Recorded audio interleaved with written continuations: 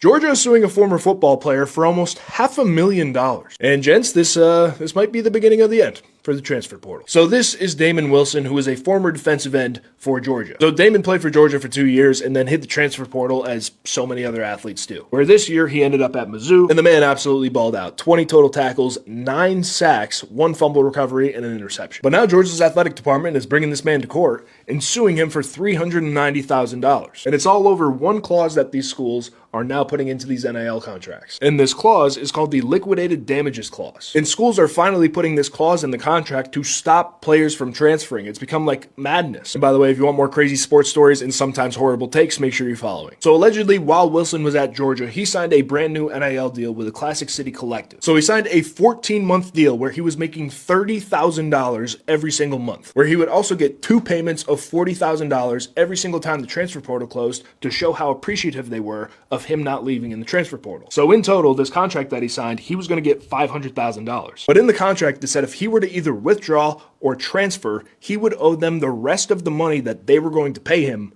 back to them. And since Georgia paid him $110,000, they're trying to get back the $390,000 that they would have spent on it. And if Georgia actually wins this thing, this is going to be the first domino that's going to fall in college sports. So we're going to start to see schools absolutely shafting some kids, or more lawsuits like this one, or eventually the NCAA stepping in and trying to create rules for all this garbage. So on one hand, we have a guy from Georgia saying that players need to honor their commitments and stop transferring everywhere. And on the other hand, I mean, this guy made a career decision that's clearly a better fit than Georgia was. So let me know what you think about this whole situation, because this is going to start an absolute shit show. I already know it.